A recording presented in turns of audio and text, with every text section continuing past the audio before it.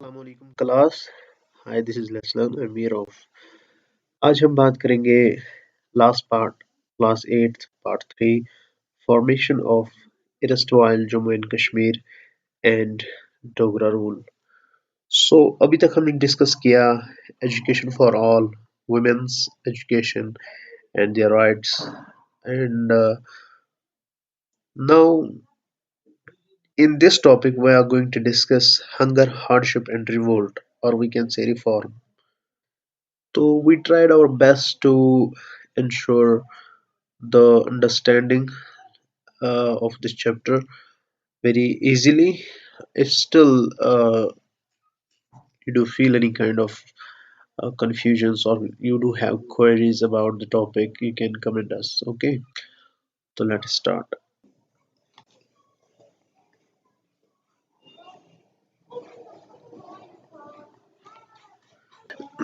Condition जो यहाँ पे हम डिस्कस करेंगे आज, जो टॉपिक है, जम्मू एंड कश्मीर के लोग उस वक्त from hunger, hardship, then revolt और रिफॉर्म। मैक्सिमम पॉपुलेशन जिस तरह इंडिया में गरीब थे, इसी तरह कश्मीर के अंदर भी यही सूरत हाल था। लार्ज पॉपुलेशन जो मेजॉरिटी थी वो रूरल एरियाज में रहती थी, ठीक है, और उसमें मैक्सिमम लोग जो है वो लैंडलेस थे और उनकी जो सिचुएशन थी वो बहुत पुअर थी, सीवियर थी। उसकी वजह से उनके ऊपर जो टैक्सेस इम्पोज किए गए थे डोगराज के द्वारा, तो उन टैक्सेस को वो पे नहीं कर पाते थे, वो हाई थे, क्योंकि अब कश्मीर जो है पूछ लेके लद्दाख, लेह, स्कर्दू, गिलगित, ये सारा एरिया इनके, चित्राल तक ये इनके कब्जे में था। तो हम सब की बात कर रहे हैं। इसकी वजह से क्या हो गया कि जो हाई टैक्सेस है उसकी वजह से हंगर और स्टारवेशन जो है वो रेगुलर एक अफेयर बन गया लोगों का, ठीक है। और ये जो हाई टैक्सेस थे ये उनके गले में हड्डी की तरह अटका हुआ था। इसकी वजह से जो लोग हैं अब हंगर से दो चार थे, हार्डशिप से दो चार थे। एक प्रॉब्लम ये थी कि उनके पास लैंड नहीं था। अब जिस लैंड पे वो रहते थे या जिस पे वो काश्तकारी करे थे, तो टैक्स देना था, वो टैक्स भी हाई था। तो एक तो लैंडलेस भी थे, यहाँ से स्टारवेशन भी फेस कर रहे थे, यहाँ से टैक्सेशन का भी एक बड़ा बर्डन था। तो these three things, or we can say much more other, जो डेली लाइफ एस्पेक्ट्स रिलेट होते हैं फिर लाइफ के साथ, उनके अंदर इनको बहुत दिक्कतें फेस करनी पड़ी। तो जिसकी वजह से जो लोग हैं परेशान हाल थे।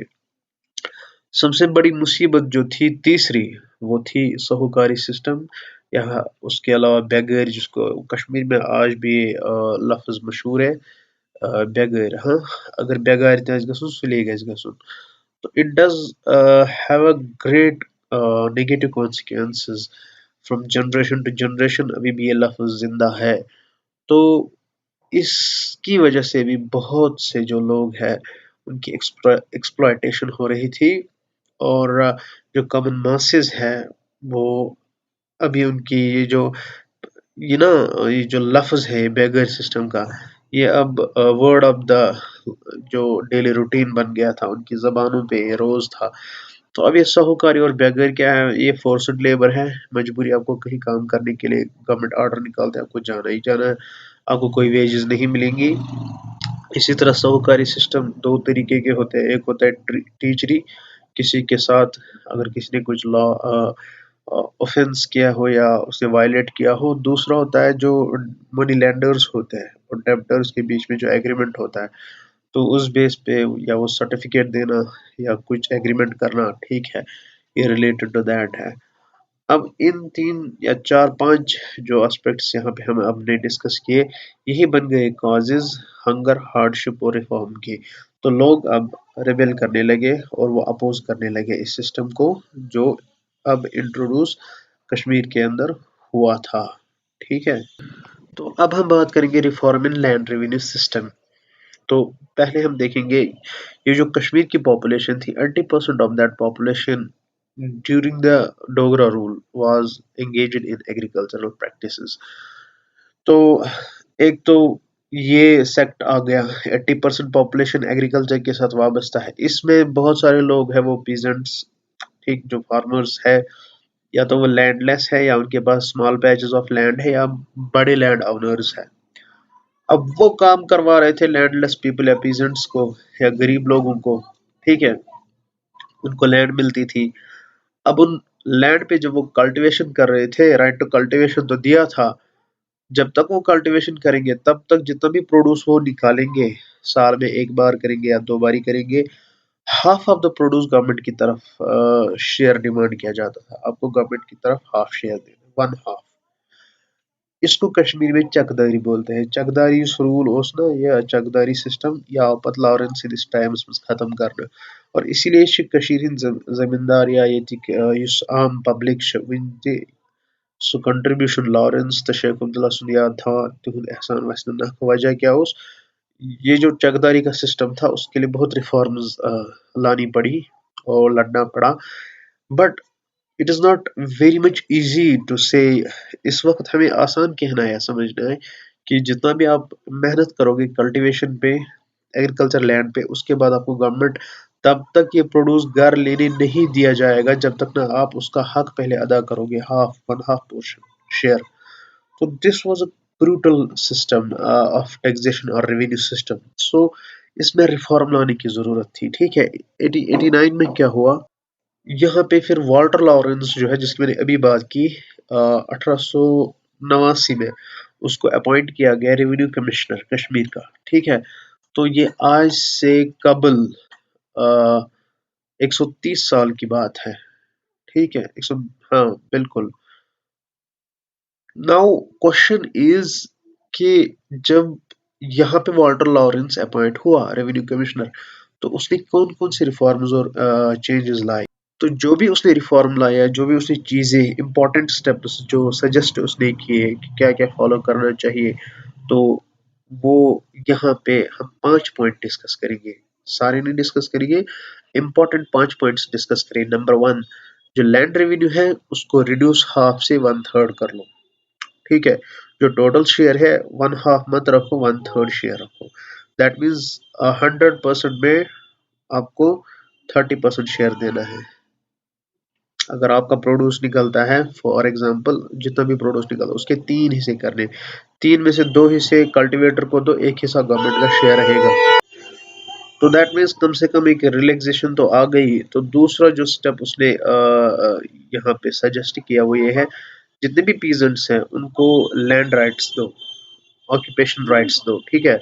तो so that is why they were granted occupancy rights, ठीक है। तो ये दूसरा राइट उनके पास आ गया। तीसरा, कोऑपरेटिव सोसाइटीज उसने सजेस्ट किया है कि जो मनी लेंडर्स का मसला है, या उन्होंने जो सिस्टम यहाँ का ये राइज किया है जमींदारों पे, या जो भी यहाँ पे लोग लोन लेते थे, मनी लैंड करते थे उनसे, फिर बेचारे वापस नहीं कर पाते थे पे, क्या पता उनको हाई टैक्सेस, हाई रेवेन्यू की वजह से वो लेना पड़ता था। फिर इनकी परेशानी होती थी इनके साथ, मनी लेंडर्स के साथ, जो उनको कहते थे अगर आपने फॉर एग्जांपल 10,000 लिए हैं, अगर आपने विद इन टाइम ये 10,000 वापस नहीं दिए, आपको इतना हम फाइन चढ़ाएंगे। तो ये फिर अगर फिर लेट हुआ तो इतना, फिर लेट हुआ तो इतना, दैट बिकम्स अ बर्डन। तो ये सिस्टम जो है अभी खत्म किया गया है। तो इसके लिए भी कोऑपरेटिव सोसाइटीज क्रिएट की गई हेल्प करने के लिए, ठीक है। तो नेक्स्ट जो है वो ये है कि सिस्टम में अब तब्दीली लाई गई। हरि सिंह के दौर में जो महाराजा हरि सिंह थे उसने एक एक्ट पास किया, एग्रीकल्चरिस्ट रिलीफ रेगुलेशन ऑफ 1926।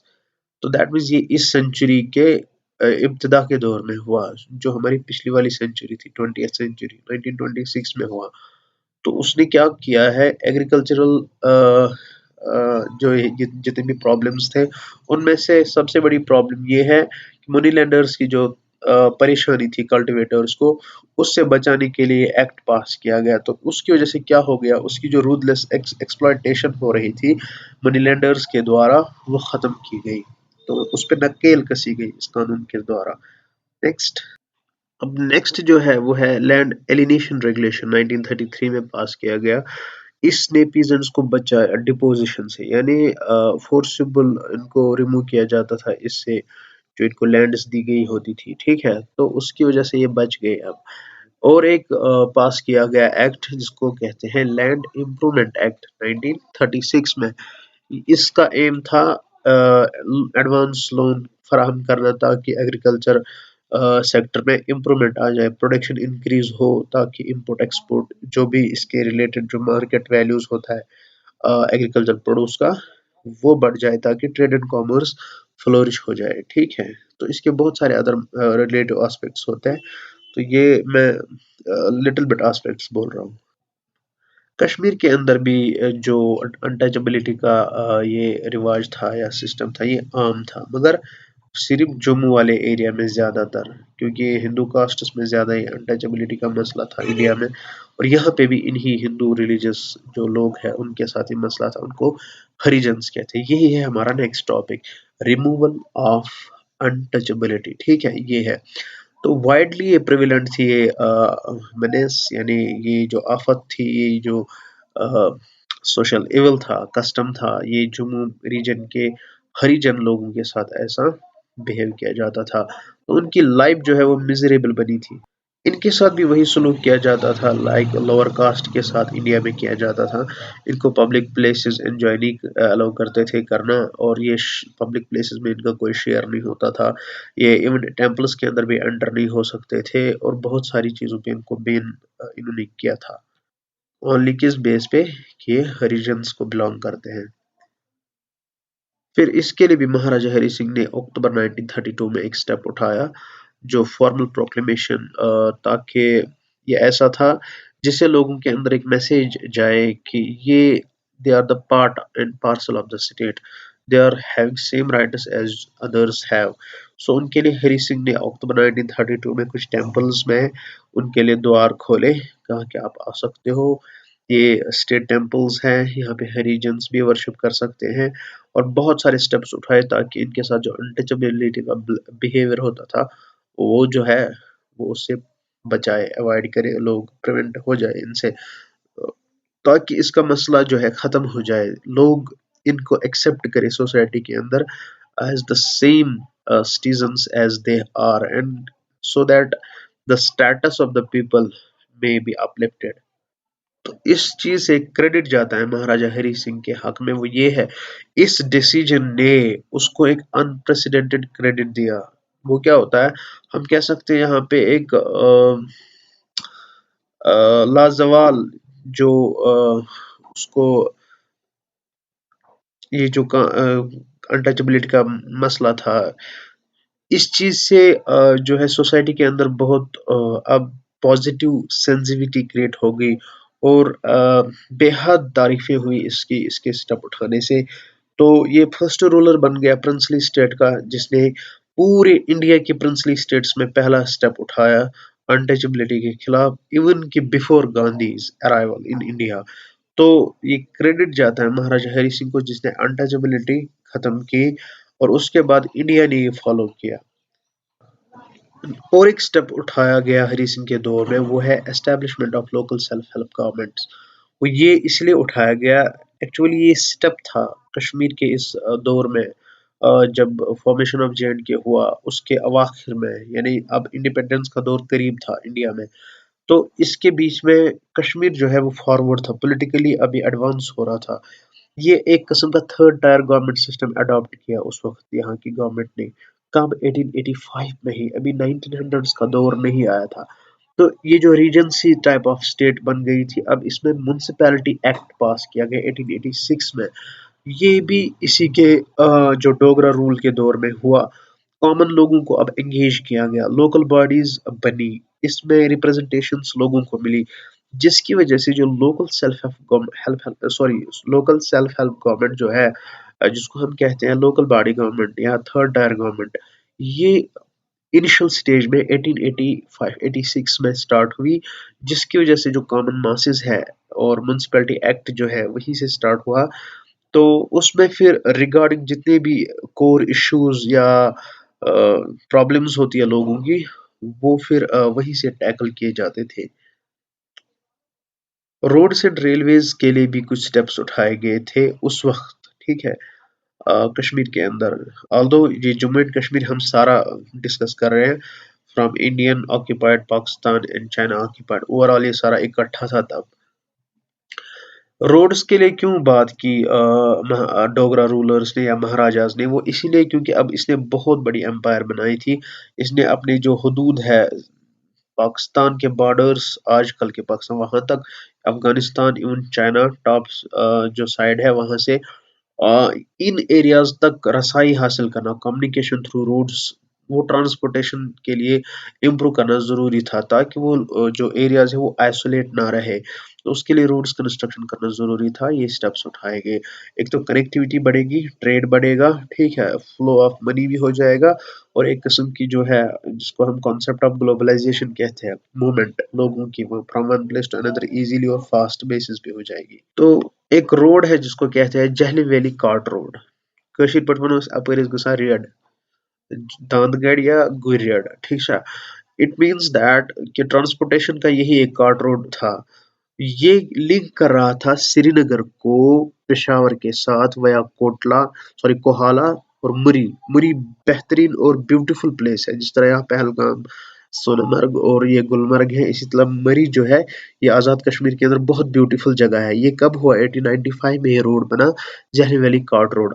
मैं खुद भी अगर अपने एंसेस्टर्स या अभी दादा या अंकल के दादा है, तो उनसे हमने पता करवाया है, जब वो अपने जब ग्रैंड पेरेंट से बात करते थे, वो कहा करते थे कि एक फ्री एक्सेस हुआ करती थी, ठीक है। इसी के साथ गिलगित रोड भी स्टार्ट हुआ 1819 में। इसने लिंक किया state with Europe through central Asia, ठीक है। इसी दौर में फिर बनिहाल रोड, ये भी कार्ट रोड था, और लद्दाख रोड, ये भी कंस्ट्रक्ट किए गए। अब ये जो गिलगित है, इसने यूरोप के साथ कैसे सेंट्रल एशिया को लिंक किया? क्योंकि ये जो गिलगित रोड, लद्दाख रोड, ये जो बने, ये भी कनेक्ट करते थे कश्मीर को सिल्क रूट तक। जो सिल्क रूट पुराना रूट है, आज इस पे सी पैक बन रहा है, China Pakistan economic corridor.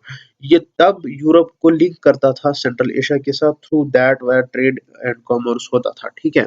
Banihal cart road भी बनाया गया, जो आज जम्मू बनिहाल रोड है, अब श्रीनगर टू जम्मू हाईवे जो कहलाता है।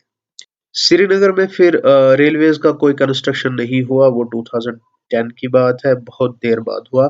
मगर जम्मू में पहला रेलवे जो है जो उसकी कंस्ट्रक्शन हुई और जो लिंक रोड्स बने, रेलवे लिंक्स, ठीक है, वो बिटवीन सियालकोट जो पाकिस्तान है और जम्मू के बीच में 1905 में ही स्टार्ट हुआ। तो ये देखिए कितनी इनिशिएटिव्स, डेवलपमेंटल वर्क्स हुई थी उस वक्त डोगरा रूल के अंदर। अब बात करते हैं एग्रीकल्चर की। एग्रीकल्चर में इरिगेशन बहुत इंपॉर्टेंट होता है, रोड्स भी इंपॉर्टेंट होते हैं एग्रीकल्चर में, क्योंकि फिर गुड्स एक जगह से दूसरी जगह ले जाना है। हम अभी तक यही का डिस्कस कर रहे थे। अब देखेंगे इरिगेशन में क्या इन्होंने इनिशिएटिव्स लिए इसको इम्प्रूव करने के लिए, ताकि एग्रीकल्चर जो है प्रोड्यूस इंक्रीज हो जाए और लोग इसमें एंगेज हो जाए। उस दौर में बड़े-बड़े रिवर्स के साथ छोटी-छोटी चैनल्स बनाई गई, ताकि उन लैंड्स तक दरियाई झेलम का पानी पहुंचाया जाए जो रसाई हासिल नहीं कर पाते थे रिवर वाटर इरिगेशन तक।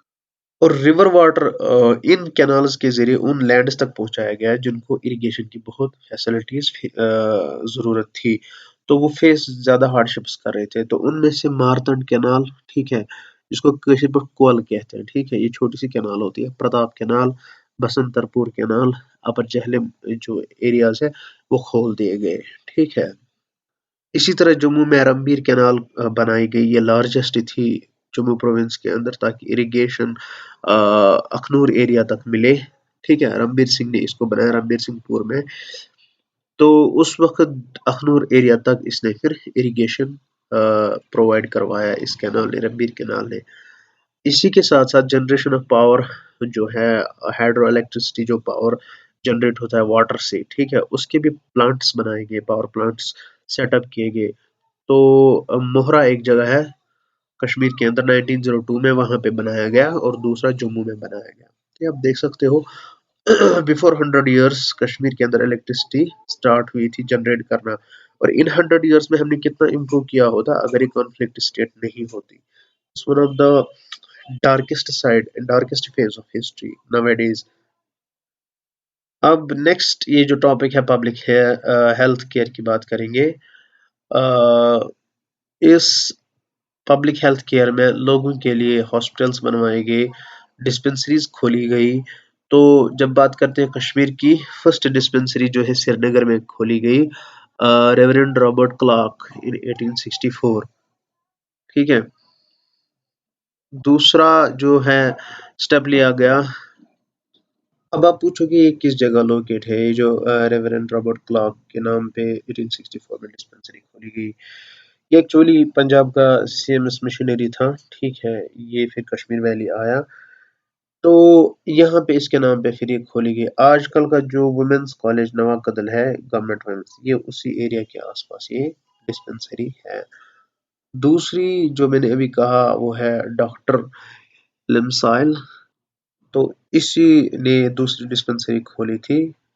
तो जो ये डॉक्टर इलम साइल है, उसका भी कंट्रीब्यूशन हेल्थ केयर में हो रहा है। तो जो तीसरा स्टेप है 1874 सीई में महाराजा रणबीर सिंह ने उठाया हेल्थ केयर सेंटर बनाने में या खोलने में। आज सुना द्रगजन अस्पताल, ठीक है, वो मशहूर है। उसने एक साइट एलोकेट की ताकि मिशन हॉस्पिटल खोला जाए पहाड़ी के नीचे, रुस्तमगढ़ी जगह उस वक्त, आज भी ये नाम मशहूर है, रुस्तमगढ़ी जो डलगेट साइड से है। तो यहाँ पे जो लफ्ज़ शंकराचार्य हिल है, उसको हम यहाँ कश्मीरी लोग तख्त सुलेमानी कहते हैं, ये पहाड़ी है। तो वहाँ पे इसको बनाया गया। तो ये जो है द्रगजन हॉस्पिटल के नाम से मशहूर है। इसी के रीन में फिर नेक्स्ट जो रीन आ गई वो आई हरी सिंह की, यानी उसकी हुकूमत में फिर श्री महाराजा गुलाब सिंह हॉस्पिटल यानी एसएमजीएस बनाया गया, एस्टैब्लिश किया गया। ठीक है। फिर जम्मू के अंदर श्री महाराजा हरी सिंह हॉस्पिटल एसएमएचएस कश्मीर के अंदर खोला गया। तो ये जो श्री महाराजा गुलाब सिंह का हॉस्पिटल है ये जम्मू में है, और एसएमएचएस जो है श्री महाराजा हरी सिंह हॉस्पिटल ये श्रीनगर में है, या तो हेडवन चौहाना। ठीक है। ये दो हॉस्पिटल्स फिर बनाए गए, ये अभी अ, भी क्या है, फंक्शनल है। ठीक है। बिजिएस्ट हेल्थ सेंटर्स, ठीक है, फ्री ऑफ कॉस्ट वहाँ पे इलाज होता है आज भी। अब कुछ एक्सपेंसेस निकालने पड़ते हैं तो सारा फ्री तो नहीं हो सकता।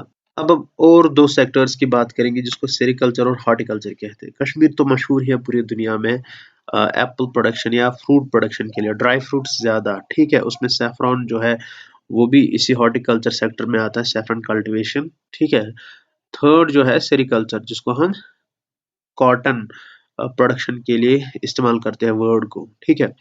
तो इसके लिए भी बहुत एफर्ट्स उठाई इन महाराजाज ने, जो जो भी अपने दौर में आया। तो जब महाराजा प्रताप सिंह की रीन थी, उसने सेरिकल्चर डिपार्टमेंट एस्टेब्लिश किया। ठीक है। एफर्ट्स उसने लगा इसमें। क्या होता है कि सिल्क कल्टीवेशन के लिए कोकून्स इस्तेमाल किए जाते हैं फैक्ट्रीज के अंदर। तो उस वक्त एक फैक्ट्री एस्टेब्लिश की गई, कोकून रियरिंग फैक्ट्री 1907 में श्रीनगर के अंदर। ठीक है। जहाँ पे जिसको सिल्क फैक्ट्री कहते हैं। तो उस दौर में जब ये फैक्ट्री बनाई गई, सीड्स लाए गए रियरिंग सिल्क वर्म्स के लिए, कहाँ से, इटली से, फ्रांस से लाए गए, जिसकी वजह से डिस्ट्रीब्यूशन कश्मीर के अंदर हो गई। सिल्क जो सीड्स रियरिंग सिल्क वर्म्स है, जब ये डेवलप हो गए फिर लेटर ऑन कोकून्स इन्होंने बनाए। तो इनके लिए मलबरी ट्रीज के लीव्स होते हैं, खुराक गजा। ठीक है। यहाँ पे अच्छे से फ्री ऑफ कॉस्ट जो है आपको सड़क सड़क पे ऐसे दरख्त मिलेंगे। यानी फ्री ऑफ कॉस्ट से मतलब है आपको कोई एक्सपेंसेस नहीं लगाने, दरख्त को कहीं बाजार से लाना फिर उगाना, यहाँ पे खुद उगते हैं। बट इस कोकून कल्टीवेशन के लिए अब एक पर्टिकुलर स्पीशीज जरूरत होती है मलबरी की, जिसके लीव्स बड़े हों। ठीक है।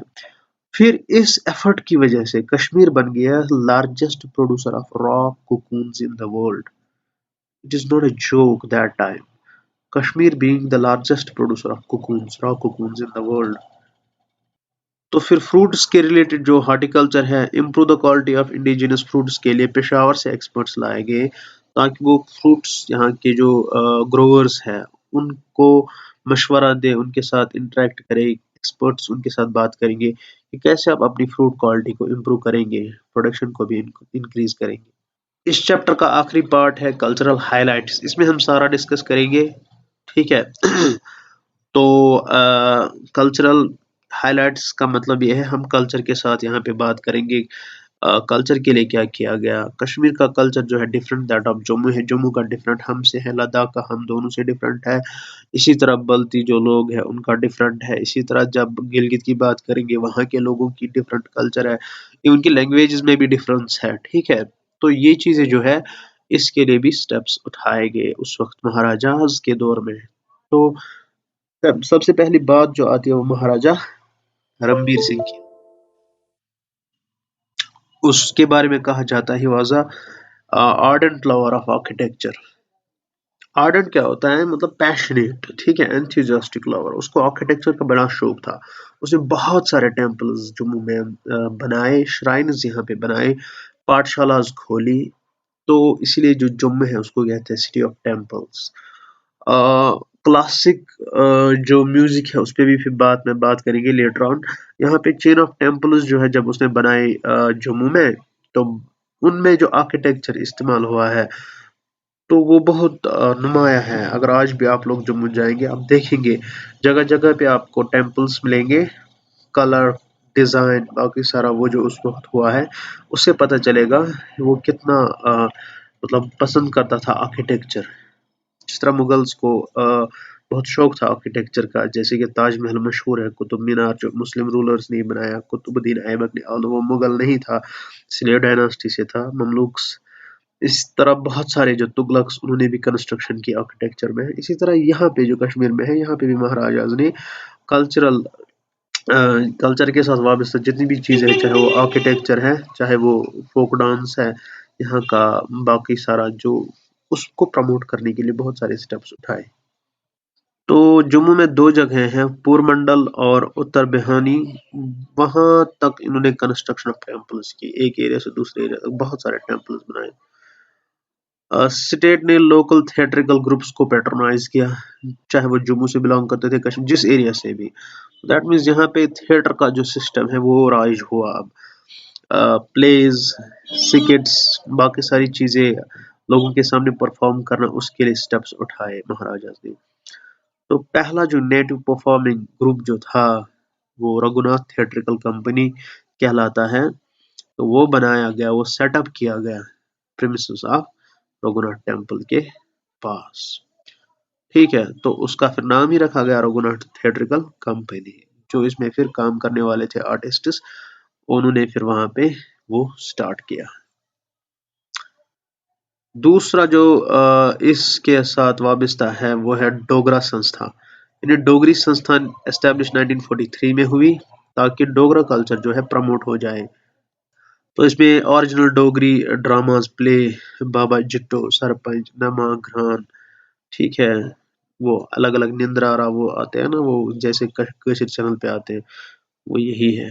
अब कश्मीर के साथ वाबस्ता जितने भी आर्टिस्ट्स थे उनके यहाँ पे फिर ग्रुप्स बनाए गए, तमाचरा, ठीक है, बागटेन, हरन, बांड, बाकी बाकी जितने भी ट्रेडिशनल फोक डांसर्स या फोक एंटरटेनर्स थे। तो लड़ी शाह या दास्तान गोई, ये बहुत इंस्ट्रूमेंटल रहा है कश्मीर में। जब मैं भी बच्चा था तो रेडियो हमारे बुजुर्ग ज़्यादा सुना करते थे। बंड पथरस मज गुलाम अली मजबूर मशहूर यथ सतन वथ वर्कन बंड ग्रुपस सतन वाबस्ता था। वो अब नहीं है, वो लेट है ने उसका इंतकाल हो गया। इसी तरह लड़ी शाह मशहूर कशुर इस फनकारी मज मशहूर चीज़। अमि अलाव सह दास्तान वन, तथ मज इस्माइल मीरास तय बूजमुतन, वो मशहूर था। उसकी दास्तान बोलना, वो म्यूजिक के साथ गाता था, फिर बहुत सारी कहानियां उसकी मशहूर है, वो मैंने खुद भी सुनी है। तो ये एक कल्चरल हिस्सा था, तो इसको प्रमोट किया गया इस दौर में। तो ये कुछ रिफॉर्म्स थे इम्पोर्टेंट सोशो कल्चरल जो उस वक्त उसके बचाने के लिए स्टेप्स उठाए गए। तो ये जो हमने अभी तक डिस्कस किया ये तीनों पार्ट्स थे। तो सारा हमने डिस्कस यहाँ तक किया। तो this was all about this lesson, formation of erstwhile state of Jammu and Kashmir Dogra rule. Hope you enjoyed everything. तो इसी के साथ हिस्ट्री का सारा सिलेबस कंप्लीट होता है। तो मिलते हैं इंशाल्लाह अगले टॉपिक्स में जो भी रिलेटेड होंगे। Till then, stay safe, stay at home. Assalamu alaikum. Keep sharing and subscribing us so that we can be reinforced so that to improve ourselves.